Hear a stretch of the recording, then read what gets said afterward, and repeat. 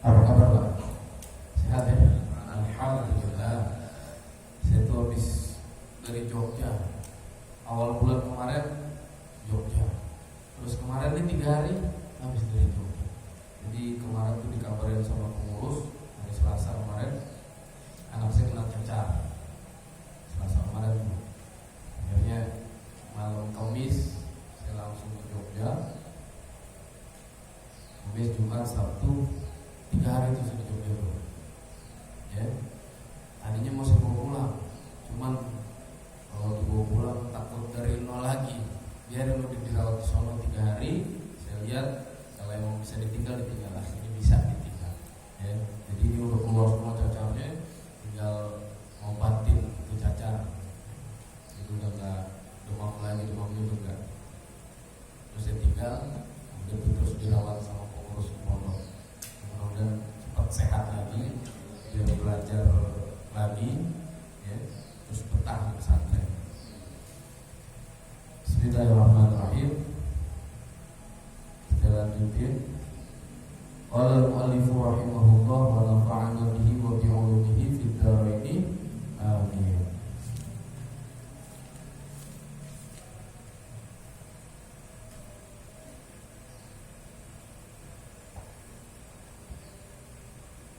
Babu tahrimil zalim wal amru bi raddil mughalim. Bab diharamkannya perbuat zalim dan perintah bi raddil mughalim, mengembalikan harta yang diambil dengan cara zalim. Qala Allah Ta'ala berfirman, ma lil zalimina min hamimin wala syafi'in.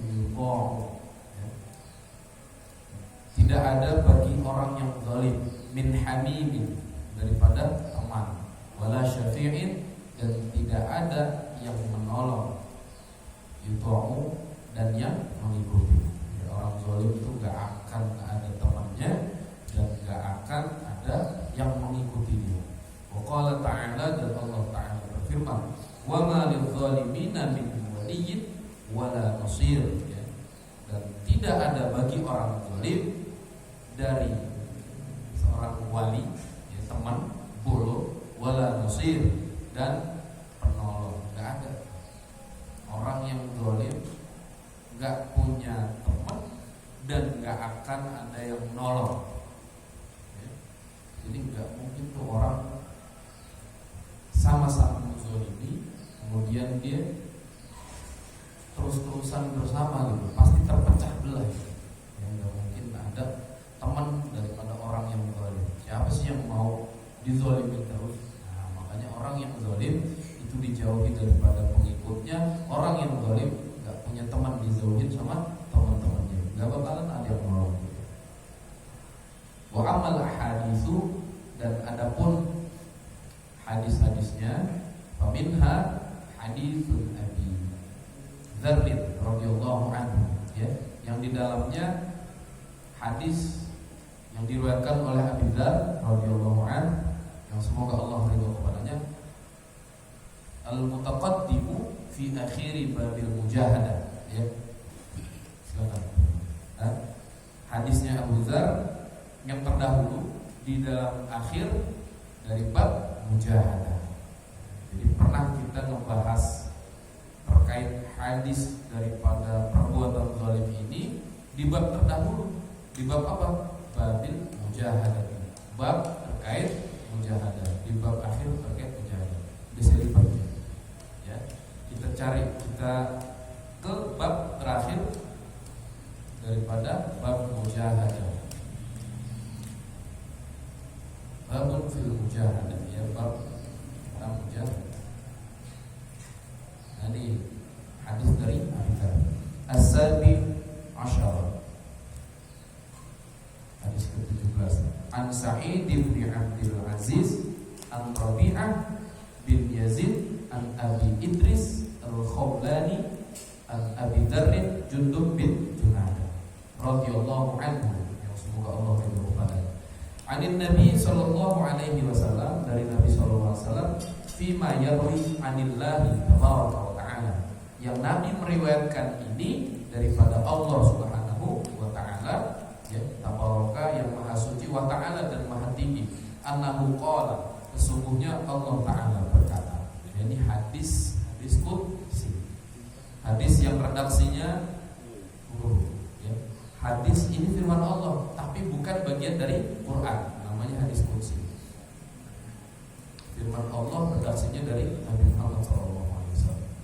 Ya ibadi, kata Allah, wahai hambaku, inni haramtu dzulma, sesungguhnya aku mengharamkan berbuat zalim ala nafsi, atas diriku, kata Allah Subhanahu wa taala. Wa ja'altuhu bainakum muharraman, dan aku jadikan di antara kalian muharraman, keharaman atas perbuatan zalim itu. Fala tadzalamu, maka janganlah kalian berbuat zalim. Apa sih zalim? Zalim itu tidak menempatkan sesuatu sebagaimana mestinya. Contoh hal kecil, misalnya pakai peci itu di kepala. Nah, kalau ada yang pakai peci di dengkul, zalim.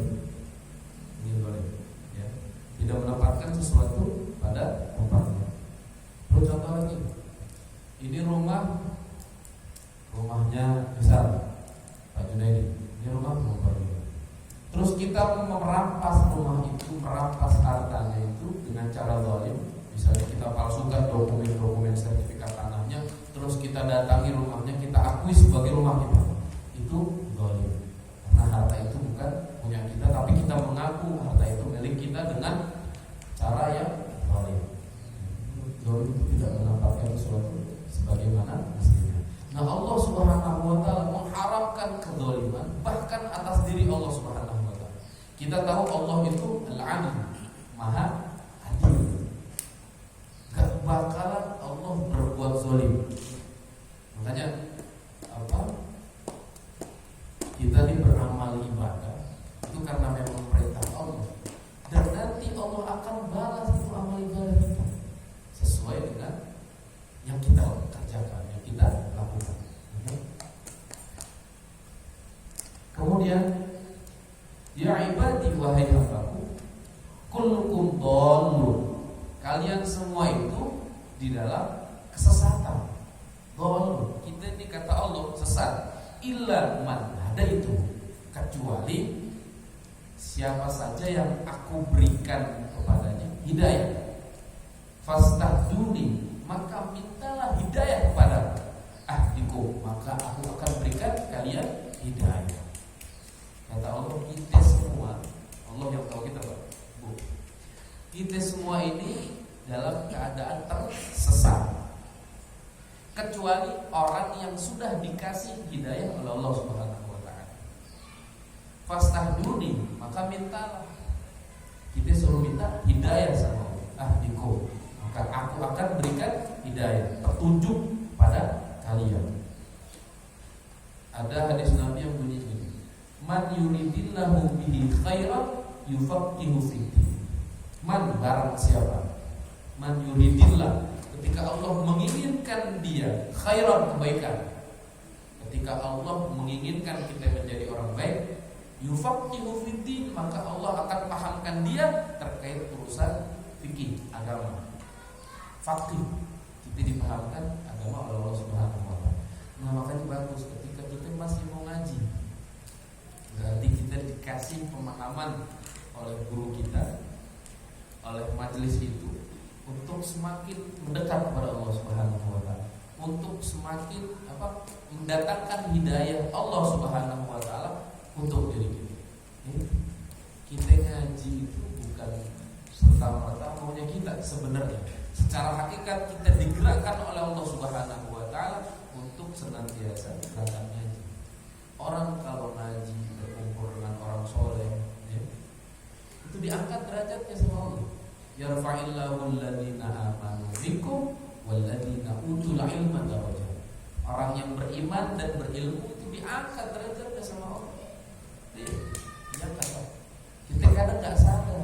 Contoh, yang jomblo itu targetnya apa? Nikah. Asal dapat perempuan aja, kemudian dia nikah, dapat istri, itu harusnya itu dia bersyukur karena sudah diangkat oleh Allah Subhanahu wa taala derajatnya. Yang tadinya malas-malasan misalnya dalam sholat, karena ngaji, kemudian dia sanggup rajin sholat 5 waktu, walaupun nggak di tepat atas waktunya, ya. Azan langsung sholat enggak, walaupun enggak begitu, tapi dia tetap sholat, jalankan sholat 5 waktu. Karena gara-gara dia rajin ngaji, akhirnya dia dapat hidayah oleh Allah, terus senantiasa rajin ngaji. Itu diangkat derajatnya sama Allah Subhanahu wa taala. Karena senantiasa ngaji, karena senantiasa berkumpul dengan orang soleh. Yang soleh bukan saya yang soleh. Oh, ada pembina soleh. Ya, apa soleha? Ada penjumadi soleh itu. Masya Allah. Nah, kata Allah itu sesat kecuali yang diberikan hidayah oleh Allah Subhanahu wa taala. Maka mintalah hidayah kepada Allah. Boleh minta hidayah. Ya Allah, aku minta hidayahmu. Ya. Kalau udah minta, udah pasti dikasih sama Allah. Kan bunyi gitu. Fastahduni, maka mintalah hidayah kepadaku. Ahdikum, maka aku akan berikan kalian hidayah.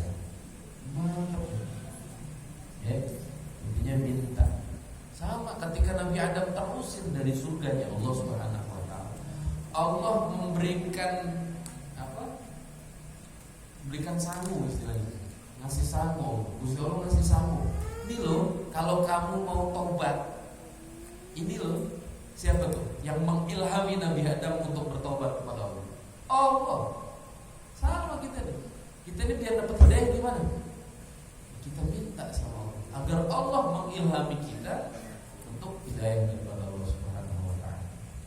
Agar senantiasa jalan kita lurus. Kehidupan kita senantiasa ngaji, dekat sama orang soleh. Kalau udah ngaji dekat sama orang soleh, Allah angkat derajatnya. Ketika Allah angkat derajatnya, kehidupannya dipenuhi dengan keberkahan daripada Allah Subhanahu wa taala. Nah, kalau udah berkah, enak itu. Enak kalau udah berkah. Ketemu siapapun orang melihat kita karena kita di dalam keberkahan oleh Allah Subhanahu wa taala, kita yang tadinya banyak masalah melihat kita alhamdulillah senang gitu.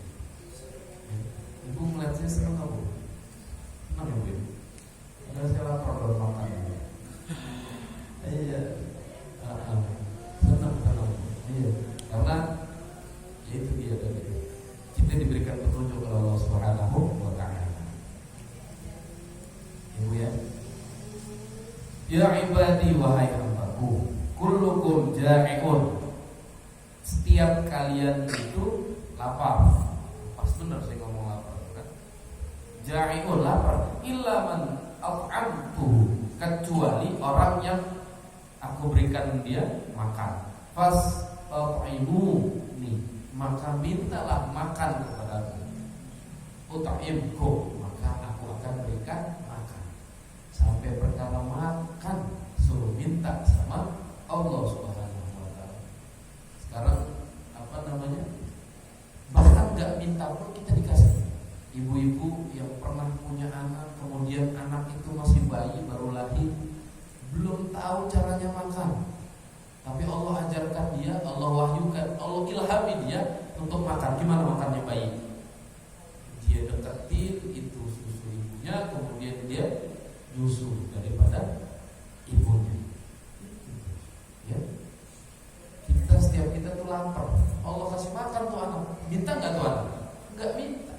Anak bayi minta makan, kita orang tuanya ngasih. Ya, keluar itu air susu daripada ibu, kemudian disusui itu anak. Akhirnya tuh anak makan, sampai itu anak gede, berangkat, kemudian berdiri, jalan, berlari, sampai segede gini. Siapa yang ngasih makan? Allah Subhanahu wa Ta'ala. Terus makanan itu masuk ke dalam perut. Ada yang jadi tenang. Subhanallah. Apa kita ngatur tuh? Ini nih, apa makan buret misalnya. Kalau jadi tenaga yang kuat, ini nasi jadi tenaga. Enggak, kita enggak ngatur. Jadi tenaga, setelah itu saring matinya, ampas-ampasnya jadi kotoran. Siapa yang ngatur? Allah Subhanahu wa Ta'ala. Kita enggak bisa mengatur di dalam perut kita kayak gimana. Kalian semua lapar, kecuali orang yang sudah aku berikan makan. Hakikatnya dari Allah Subhanahu wa Ta'ala. Ya ibadi wahai hambaku, kullukum 'arid. Ya, setiap kalian 'arid, telanjang, enggak pakai baju, enggak pakai celana, ya, telanjang 'arid. Illa man kasautu, kecuali orang yang telah aku berikan sandal. Fastaksuni, maka mintalah sandal kepadaku. Aksuku, aku akan berikan kalian sandal atau pakaian. Ini disuruh minta sama apapun itu, ya. Oke, orang pengen dekat sama Allah, pengen jadi wali di Gusti Allah. Itu tujuannya dulu apa? Tujuannya Allah dulu. Bukan kemudian minta kita dulu. Allah Subhanahu wa Ta'ala dulu. Jadi ketika tujuannya Allah, Allah itu maha kuasa, Allah itu maha segalanya. Apa yang kita niatkan itu nanti terjadi dengan sendirinya. Contoh, kita baca ayat kursi. Allahu la ilaha illa huwal hayyul qayyum la ta'khudhuhu sinatun wa la nawm ila akhir ayat. Itu kita, Allah tahu nggak kita minta, walaupun kita nggak ngomong. Misalnya kita minta kedudukan karena sering baca ayat kursi. Allah tahu nggak yang mau kita? Tahu. Misalnya baca lagi, kita baca ya Fattah ya Razzaq, wahai sang maha pembuka, wahai sang maha pemberi rezeki. Kita nggak ngomong tuh, kita cuma ya Fattah ya Razzaq, ya Fattah ya Razzaq. Tiap hari kita baca 1000 misalnya. Allah tahu nggak maunya kita? Tahu nggak Bu? Tahu. Tanpa kita ngomong, tanpa kita minta sama Allah. Allah tahu maunya kita? Tahu. Makanya Allah. Itu sama misalnya subhanallah walhamdulillah wala ilaha illallah wallahu akbar. Kita baca tasbih, memuji Allah. Allah nggak perlu kita ngomong mintanya kita, tapi Allah sudah maha tahu apa yang kita mau. Ya, sama kayak apa namanya? Ya Yaitu Allah tuh mau Allah tuh tahu apa yang kita mau. Kemudian Allah itu maha pemberi, bahkan sebelum kita minta. Tadi bayi nggak minta dia makan, tapi dikasih makan sama Allah. Kita nggak minta 2 tangan itu, nggak minta, nggak pernah. Pas lahir kita pesan, pengen hidung saya mancung, pengen mata saya 2, pengen bibir saya tipis, terus pengen tangan kita 2, kaki kita 2. Nggak pernah minta kita sama Allah Subhanahu Wa Taala, tapi Allah kasih. Allah kasih. Pernahkah kita bersyukur di atas hal itu? Gue bersyukur punya tangan 2, bersyukur, alhamdulillah. Pernah kita bersyukur punya hidung, lubangnya 2, madep ke bawah nih itu, bersyukur. Coba bayangkan kalau hidung ini lubangnya madep ke atas, hujan, banjiran itu hidung, ya, banjiran gak bisa napas, kemasukan air. Bersyukur kita kepada Allah Subhanahu Wa Taala. Apa yang gak kita minta aja Allah kasih. Ya ibadi wahai hambaku, innakum tukhti'una bil-laili wan-nahar. Ya, kalian berbuat salah di malam hari dan di siang hari. Wa ana aghfirul dzunub, dan aku kata Allah adalah Tuhan yang Maha Pengampun segala dosa. Ya. Aghfirul dzunub jami'an, segala dosa apapun dosa itu Allah ampuni. Fastaghfiruni, maka mintalah ampunan kepadaku. Aghfir lakum, maka aku akan memberikan ampunan itu kepada kalian. Ya, aghfir lakum. Allah tahu itu manusia banyak salahnya, banyak lupanya. Bahkan kita senantiasa bersalah baik di malam hari maupun di siang hari. Dan Allah itu Tuhan yang Maha Pengampun. Allah Tuhan yang Maha Pengampun. Maka mintalah ampunan kepada Allah. Siapa yang nyuruh nih? Allah yang nyuruh kita. Allah tuh nyuruh kita untuk memohon ampun kepadanya, maka diampuni kita. Saya sering ngomong lah. Jadi ada kalam yang begitu indah. Namanya manusia kan tempatnya salah. Nah ketika kita salah, orang yang baik itu bukan kemudian orang yang gak pernah melakukan kesalahan, enggak.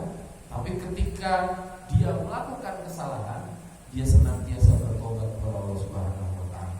Kalau kata Habib Mujib itu, senantiasa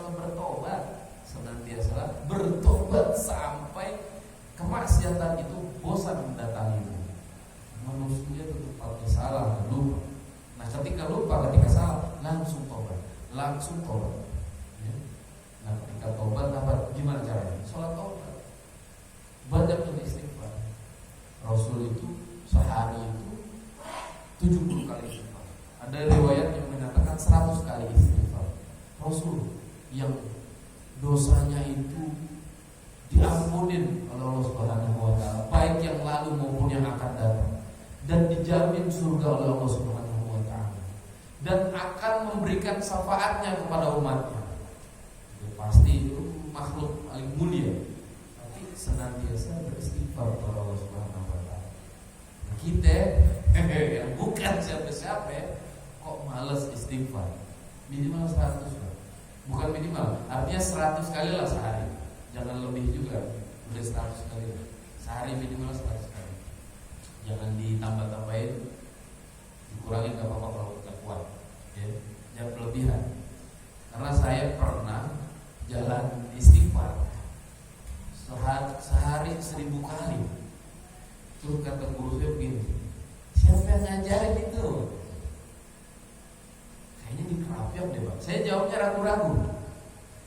Siapa yang ngajarin istighfar 1000 kali sehari? Rasul aja 170 atau 100 kali istighfar.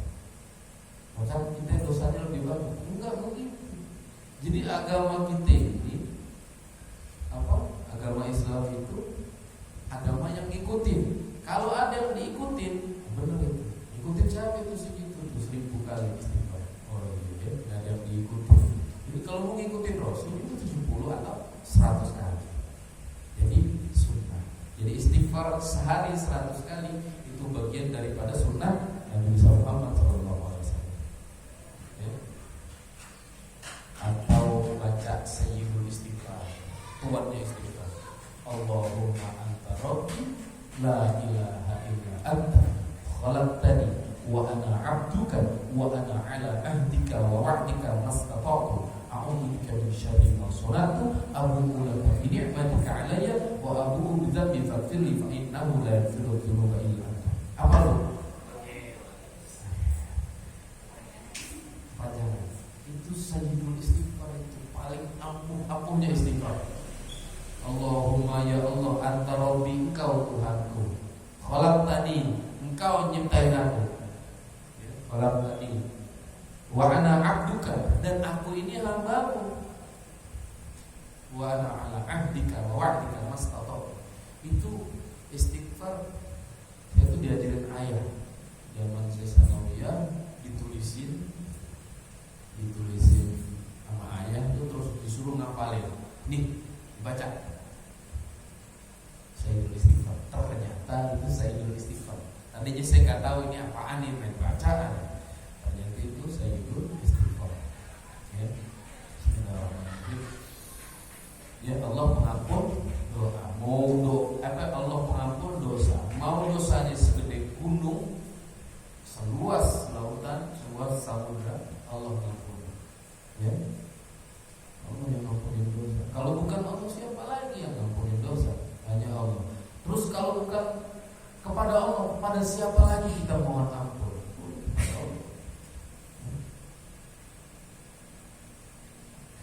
Ya ibadi, wahai hambaku, innakum lan tablughu dhurri wa tadurruni. Wahai hambaku, sesungguhnya kalian tidak akan bisa atau dapat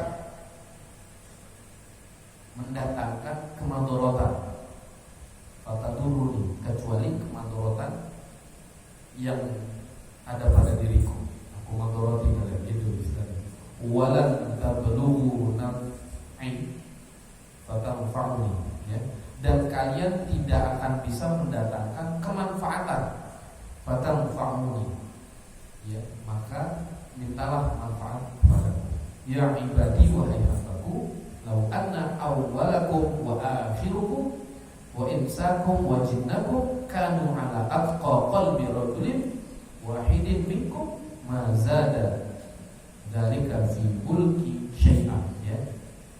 Wahai hambaku, jikalau kalian berkumpul bahkan dari orang pertama sampai orang terakhir, baik dari golongan manusia dan jin, yang mereka ada dalam hatinya itu, ya, hatinya itu apa? Takwa kepada Allah Subhanahu wa taala, ya, atqa qalbi rajulin wahidin, ya, hatinya itu takwa kepada Allah Subhanahu wa taala, mazada, tidak akan menambahkan zalika fi mulki syai'an, di dalam kerajaan sedikit pun.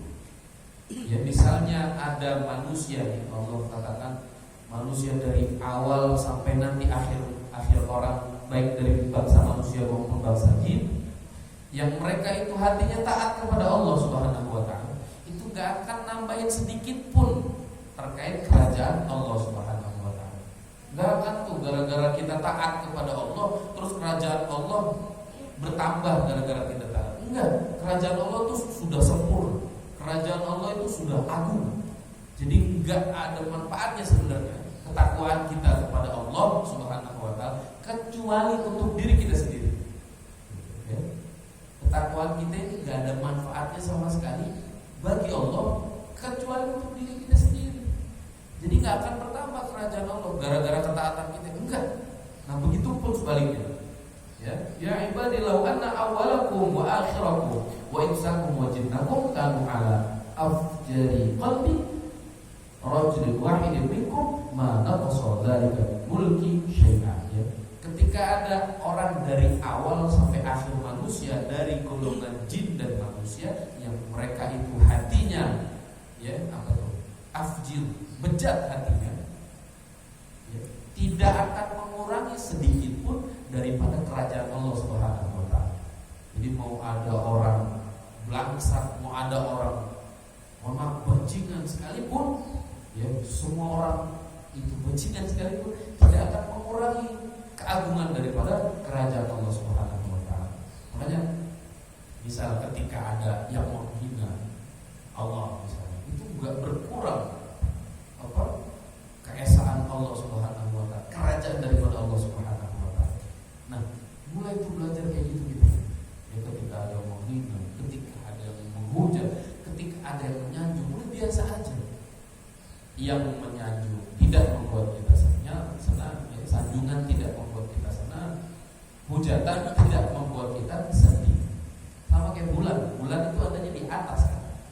Coba kalau ada genangan air di bawah, terus pantulan bulan itu ada di genangan air itu tuh, terus kita injek-injek itu genangan air yang ada bulannya. Bulannya tak keinjek apa enggak? Nah, tetap ada di atas. Nah, kita kalau udah memang adanya di atas, ya udah. Jadi direndahkan orang, ya kita tetap nggak berubah. Ya, Allah itu. Jadi walaupun ada yang beriman kepada Allah Subhanahu wa Ta'ala, semua orang dari orang pertama sampai orang terakhir itu tidak menampakkan keagungan daripada kerajaan Allah Subhanahu wa Ta'ala. Sebaliknya juga begitu. Ketika orang itu beriman, ya orang pertama sampai orang terakhir dia beriman dengan dia tidak menambah kerajaan Allah, sebaliknya juga gitu. Dia tidak beriman, dia punya hati yang bejat, dia punya hati yang zalim, dia punya hati yang bajingan, tidak mengurangi daripada keagungan kerajaan Allah Subhanahu wa Ta'ala. Yang tadi tidak menambah, yang sebaliknya tidak mengurangi kerajaan Allah Subhanahu wa Ta'ala. Yang memang sudah agung, yang memang sudah tinggi, yang memang sudah maha segalanya. Ya.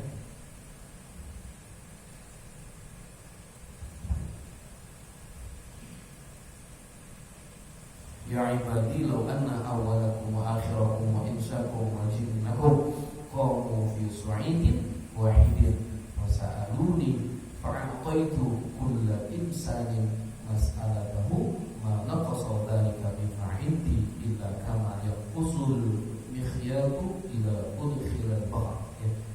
Nah, wahai hambaku,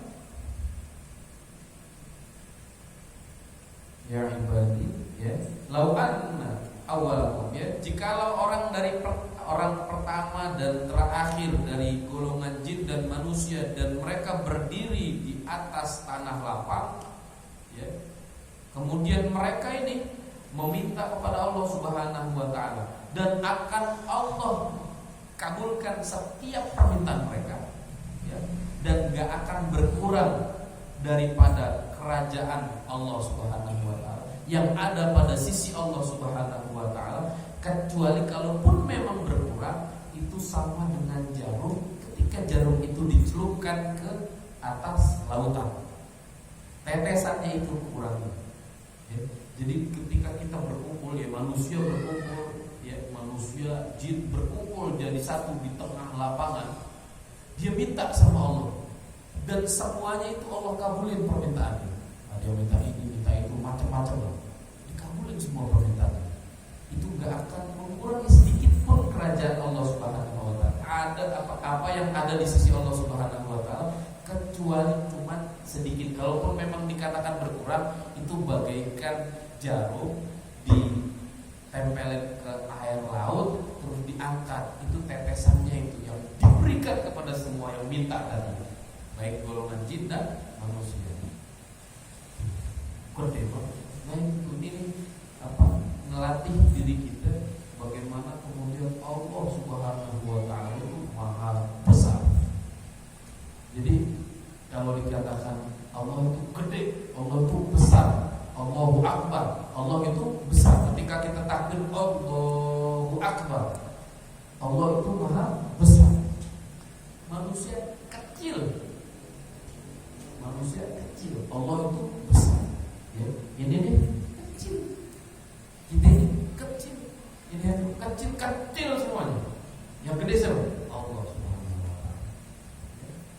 Presiden kecil, camat kecil, RT kecil, semuanya kecil.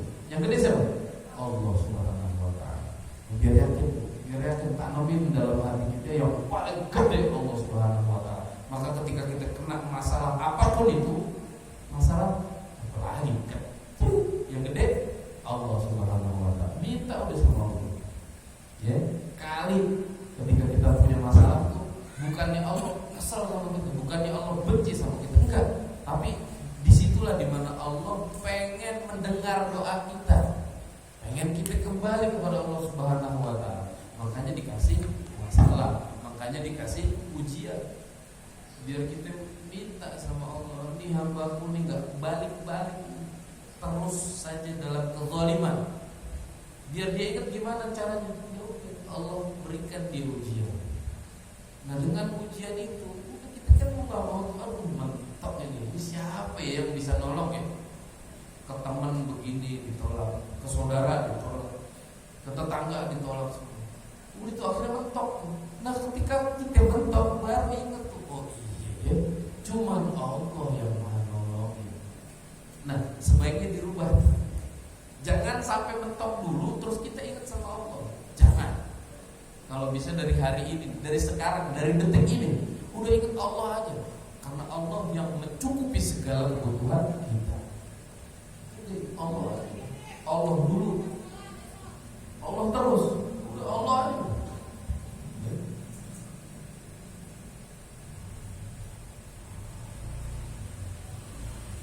Mantap ini hadis. Ya, karena Abu Dzar Jundub bin Junadah itu saya kan pernah cerita tuh. Beliau ini memang sahabat Nabi yang terkenal zuhud. Zuhud tuh udah nggak cinta sama dunia. Dunia tuh dianggap remeh, dunia tuh dianggap sepele. Gak pernah dunia itu masuk ke dalam hatinya, tapi hanya di genggaman saja. Makanya hadis-hadis itu mantap. Ya ibadi, wahai hambaku, innama hiya a'malukum usiha lakum thumma wafikum iya faman wajada khairan falyahmadillah. Wahai hambaku, sesungguhnya amal kalian itu Allah hitung untuk kalian. Thumma wafikum, kemudian memenuhi iyaha amalnya itu, faman wajada khairan, maka apabila dia menemukan amal baik atas dirinya, falyahmadillah, maka bersyukurlah kepada Allah, maka pujilah Allah Subhanahu wa taala. Wa man wajada ghaira dzalik, dan barang siapa tidak menemukan yang baik tadi, fala yalumanna illa nafsahu, maka jangan salahkan siapapun, ya, jangan nyalain siapapun, illa nafsahu, kecuali dirinya sendiri. Qala Sa'idun, saya berkata, karena Abu Idris idza haddatsa bi hadzal hadis yasa ala rukbatayhi. Idris berkata bahwasanya Abu Dzar itu ketika menceritakan hadis ini itu sambil jongkok. Jongkok begini, serius ini. Begitu. Kalau ibu kata dulu jelas ya kan. Rawahu Muslim, hadis riwayat Muslim. Wa rawaina 'anil Imam Ahmad bin Hanbal rahimahullah taala. Laisa li ahli Syam hadithun asyrafa min hadzal hadits. Tidak ada untuk ahli Syam selain hadis ini asyrafa, yang lebih mulia min hadzal hadis, daripada hadis ini. Iya. Nah ini terakhir nih, yang terakhir yang disampaikan nih. Ya, jadi ketika kita beramal soleh, yang menemukan amal itu baik, ya sholat 5 waktu rajin, kemudian rajin sedekah, rajin ke masjid, rajin ke mushola, senantiasa berbuat baik kepada orang tua, kepada tetangga, kepada teman-teman. Berarti amalan baik semua tuh, ya kan? Nah ketika kita mendapati itu semua, ya, faman wajada khairan, maka ketika menemukan yang baik-baik tadi, falyahmadillah, maka pujilah Allah Subhanahu wa taala. Ya, karena kebaikan kita hakikatnya itu dari Allah Subhanahu wa taala. Waman wajada ghairu dzalik, dan kalau enggak nemuin yang begitu, kita nih misalnya maksiat, kita misalnya bohongin orang, nipu orang, mencuri, segala macam kemaksiatan yang kita jalanin, ya. Fala yalumanna, maka jangan salahkan siapapun illa nafsahu, kecuali diri kita. Nah, ini Ahlussunnah wal Jamaah itu begini. Jangan kemudian mentang-mentang hakikatnya kebaikan dan keburukan itu dari Allah Subhanahu wa taala, maka kita ngomong, ya udah, saya ini berbuat maksiat karena ini kehendak Allah. Enggak begitu, enggak begitu. Kita dikasih pilihan, itu punya kehendak juga, ya.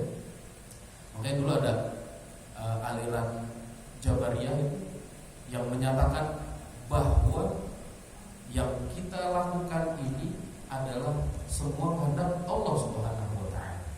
Katanya begitu. Maka kemudian ketika Muawiyah memimpin jadi khalifah, jadi raja, kemudian dia ngomong begitu. Saya tuh jadi raja karena kehendak Allah. Saya memerintah seperti ini karena kehendak Allah. Kalaupun saya berbuat zalim, ya ini karena kehendak Allah Subhanahu wa taala di masa Muawiyah. Kemudian ada tuh akhirnya karena ini ekstrim kanan, keluarlah ekstrim kiri, Jabariyah Qadariyah, yang menyatakan bahwa kita ini manusia punya kehendak, maka nanti ada surga, neraka. Ketika kita berbuat baik, ya dikasihnya surga. Ketika kita berbuat buruk, dikasihnya neraka. Itu pilihan kita. Allah Subhanahu wa taala menghukum kita sesuai apa yang kita lakukan, kata Jabariyah. Akhirnya muncul kata Qadariyah. Akhirnya muncul yang tengah-tengah ini, kita ini Ahlussunnah wal Jamaah. Ya, ketika kita melakukan kebaikan, sandarkan itu semua kepada Allah Subhanahu wa taala. Nah, ketika kita melakukan keburukan, maka jangan salahkan siapapun kecuali diri kita sendiri. Itu Ahlussunnah wal Jamaah. Walaupun garis bawahi, secara hakikat itu datang dari Allah Subhanahu wa taala. Tapi ini buat biar dia enggak putus asa. Kan tahu gini, ini orang dalam kemaksiatan, bahkan ada dicerita di kitab ini ada 99 dia ngebunuh orang. Ya. Satu orang nih begajulan ini ngebunuh 99 orang. Ya. Itu semata-mata ya takdir Allah Subhanahu wa taala. Agar apa? Agar dia tidak berputus asa daripada rahmat Allah Subhanahu wa taala. Ya. Bingung enggak, Bu? Bingung enggak? Bingung ya? Jadi gini, segala sesuatu itu baik yang baik maupun yang buruk, ya. Rukun iman, kita kembali ke rukun iman deh di pelajaran SD. Rukun iman itu ada 6, ya. Terus ada iman kepada yang qada dan qadarnya Allah. Baik itu qada dan qadarnya Allah yang baik maupun yang buruk, harus kita imani. Nah, ketika ada orang yang bermaksiat misalnya, agar dia tidak berputus asa, ya, bilangin bahwa ya udah, ini kan kamu melakukan kemaksiatan, hakikatnya itu dari Allah Subhanahu wa taala. Agar dia mau bertobat dan tidak berputus asa, udah tobat. Ya. Cuman kita karena kita muslim, kita mukmin, ketika mendapatkan keburukan jangan disandarin kepada Allah Subhanahu wa taala. Bahwa itu adalah ya salah kita. Makanya kalau orang ceramah suka begini nih, yang baik datangnya dari Allah Subhanahu wa taala, yang buruk dari saya pribadi. Itu sebagai wujud daripada tawadhu kita kepada Allah Subhanahu wa taala. Walaupun pada hakikatnya yang buruk yang baik, kalau kepercayaan keimanan kita, rukun iman, ya datang dari Allah Subhanahu wa taala. Gitu. Cuman hadis ini nyuruh jangan sandarkan kesalahan itu kecuali kepada dirimu sendiri. Masih bingung gak? Masih bingung? Oke, dijelasin lagi. Pokoknya rukun iman, coba iman kepada Allah, kepada malaikat Allah. Atu'minu billahi wa malaikatihi wa kutubihi wa rusulihi wal yawmil akhir wa tu'minu bil qadari khairihi wa syarrihi. Dan beriman kepada Allah, kepada takdir Allah, baik itu takdir baik maupun takdir buruk. Ada orang ditakdirin selama hidupnya itu berbuat buruk, ya. Kemudian di akhir hidupnya dia bertobat kepada Allah dan matinya dalam keadaan husnul khotimah. Ada orang yang ditakdirin Allah selamanya berbuat baik seumur hidupnya, kemudian di akhir hidupnya dia bermaksiat kepada Allah, akhirnya dia mati dalam keadaan su'ul khotimah. Jadi kita ini di sini nih, di alam dunia ini itu sudah dituliskan oleh Allah Subhanahu wa taala di Lauhul Mahfuz. Maka kemudian yang baik dan yang buruk itu hakikatnya dari Allah Subhanahu wa taala. Nah, sebagai itu untuk apa?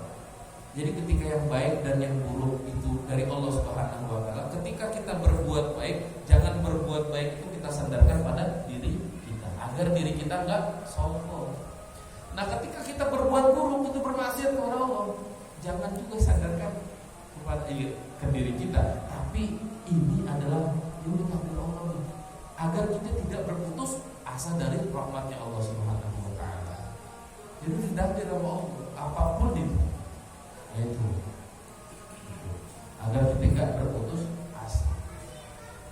Kalau hadis ini nyuruhnya ketika kita menemukan kebaikan, maka sandarkanlah kepada Allah Subhanahu wa taala. Ketika kita tidak menemukan kebaikan, kita maksiat, jangan salahin siapapun kecuali diri kita. Itu untuk melatih kita menjadi tidak berputus asa. Ya. Ini memang berat soalnya terkait akidah. Tapi yakinilah bahwa baik dan buruk itu dari Allah Subhanahu wa taala. Jadi kita ini sudah ditulis sama Allah sampai nanti kita ini mati suruh khotimah atau suruh khotimah itu ditulis sama Allah. Kok kita berbuat maksiat, ya biar kita enggak berputus asa dari rahmat Allah. Udah, ini stop. Pengen saya ya Allah berbuat baik, tobat gitu. Jadi biar gak putus asa. Kita ditakdir jadi miskin misalnya, itu dari Allah Subhanahu wa taala. Jalanin aja. Kita ditakdir jadi kaya, ya udah jalanin aja. Semua dari Allah Subhanahu wa taala. Wallahu a'lam bishawab. Mungkin yang sedikit ini ada manfaatnya. Mungkin kalau ada bertanya monggo. Silakan Bu, yang belum jelas di mana ditanyain. Kalau memang sudah jelas alhamdulillah. Masih bingung nggak Bu? Masih bingung? Oh enggak. Ya. Jadi ada perbedaan antara ya hakikatnya semua dari Allah, baik yang baik maupun yang buruk. Cuma kita sebagai manusia diajarkan oleh Allah lewat nabinya bahwa ketika kita menemukan keburukan, jangan lemparin keburukan itu, kesalahan itu baik siapa ke orang, apalagi ke Allah. Udah lempar aja ke diri kita sendiri. Gue yang salah, gue yang maksiat. Ya. Jelas ya. Mudah-mudahan ada manfaat. Yang ada yang nanya? Ada yang nanya enggak? Enggak. Maju. Oke. Ya. Ini hadis terkait diharamkannya berbuat zalim. Allah saja mengharamkan dirinya berbuat zalim. Kemudian Allah perintahkan kita untuk tidak berbuat zalim, baik untuk diri kita maupun untuk orang-orang di sekitar kita. Bukan hanya orang, tapi makhluk di sekitar kita. Kok ada semut lewat, kita lagi ngerokok terus kita sudutin itu semut pakai rokok, itu zalim, haram itu. Terus hati-hati juga nih nyamuk. Kadang kita ini sama nyamuk tuh gemes bener kan, ada di pipi tepok. Padahal ketika kita merahmati itu nyamuk, jangan-jangan di situ ada rahmatnya Allah untuk diri kita, dan itu menyebabkan kita mendapatkan surganya Allah Subhanahu wa taala. Kita gak pernah tahu kebaikan yang kecil itu ada ridho Allah di sana. Bahkan laler aja bisa mendatangkan ridho Allah. Ya kan? Imam Ghazali ketika dia membiarkan seekor lalat meminum dari tintanya, karena itu Allah jadikan alam kuburnya seperti taman, kenikmatan di dalam alam kuburnya. Gara-gara apa? padahal makanannya pakai bulalar kan. Gara-gara dia rahmati bulalar, Allah merahmati dia kan. Itu tuh nyamuk, ibu-ibu nih jangan pakai raket nyamuk lah. Kalau ada nyamuk terus pakai raket nyamuk disetrum itu kan siksanya Allah itu. Allah tuh nyiksa orang-orang yang bermaksiat kepada Allah dengan api. Nah, kalau pakai raket nyamuk untuk membunuh nyamuk itu sama dengan nyiksa nyamuk pakai api. Itu ngeri. Tepok-tepok aja lah, tepok pakai tangan atau pakai kelambu. Padahal nyamuk itu ada dalam Quran kan. Allah ngeledek orang-orang pinter tuh dengan nyamuk. Bisa nggak? Itu nyamuk. Bagaimana kelaminnya nyamuk? Bagaimana bakteri yang ada pada diri nyamuk? Ya, mudah-mudahan. Nanya Bu, begitu. Silakan Bu.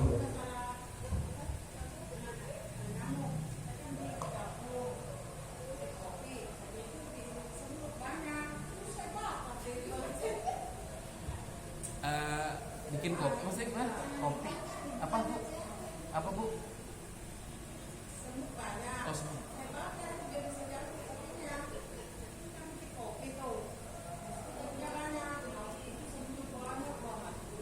Di rumah. Oh, kebun. Ya, ini di kebun kopi. Terus ada semutnya.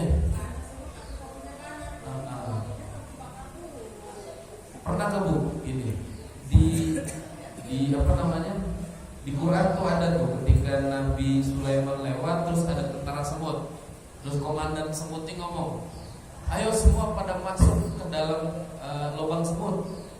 Khawatir Nabi Sulaiman menginjak kita karena dia nggak melihat. Terus Nabi Sulaiman tersenyum di sana karena Nabi Sulaiman ngerti bahasa semut. Artinya apa? Semut itu juga punya apa? Ya punya perasaan, bisa ngomong sama satu sama lain. Coba tes jajal sekali-kali, jangan dibakar. Misalnya ada pohon yang kemudian penuh dengan semut, pohon kopi ini. Semut, kalian kan pasukan Nabi Sulaiman. Pindah dong, jangan di sini, nanti kopinya. Dianggap gila kan Bu? Semut tuh dengar, walaupun kita nggak dengar apa yang dia bahasanya dia. Semut kan makhluknya Allah juga kan. Bahkan di Quran tuh ada surah An-Naml, surah semut. Nama kita nggak pernah ada di situ kan. Nah itu jangan dolim sama binatang, jangan dolim sama walaupun itu semut sekalipun. Ya. Walaupun ganggu ya. Ya kalau bisa seperti itu nggak apa-apa. Ya, kalau nggak bisa ya udah. Kan ada kapur itu tuh Bu, kapur ajaib tuh. Pakai itu aja biar kabur dia. Oh mati juga. Ya apa? Saya kalau mau matiin binatang ya, misalnya mau matiin binatang saya minta maaf ya gitu. Maaf ya nyamuk. Dulu belum tahu maaf, dimaafin ya. Ditiup. Ya kadang apa? Kita merahmati binatang, kemudian di sana ada rahmat Allah Subhanahu wa taala. Oke, jangan zalim, jangan kemudian ya itu tadi tentang rokok terus semut lewat disundutin itu semut. Kita siksa misalnya, ya itu sengaja itu nggak boleh. Kalau itu kan ya sama kayak kita nih digigit semut, itu kan otomatis refleks. Kita tepok gini mati itu semut. Ya udah apa-apa dah. Yang kayak gitu-gitu apa? Ya, kalau mau hati-hati tadi. Nyamuk gigit nih udah biarin aja sampai dia kenyang terus bisa. Kalau mau tepok ya nggak apa-apa juga. Ya mudah-mudahan tepoknya nggak sengaja, bukan karena gemes. Jangan sampai disiksa di nyamuk misalnya. Kita putusin dulu sayapnya atau ini semut kita copotin dulu kakinya atau jangan, itu nyiksa. Ya. Rasul tuh pernah marah ketika Rasul melihat ada seorang anak yang mainin burung. Terus burung itu dicabutin bulunya satu-satu. Itu nyiksa daripada makhluknya Allah Subhanahu wa taala. Ya. Ya mudah-mudahan ada manfaatnya. Kita akhiri dengan doa kafaratul majlis. Bismillahirrahmanirrahim. Subhanakallahumma wa bihamdika asyhadu an la ilaha illa anta astaghfiruka wa atubu ilaik. Rabbi firli wa walidayya warhamhuma kama rabbayani Allahumma amin. Wallahul muwaffiq ila aqwamit thoriq.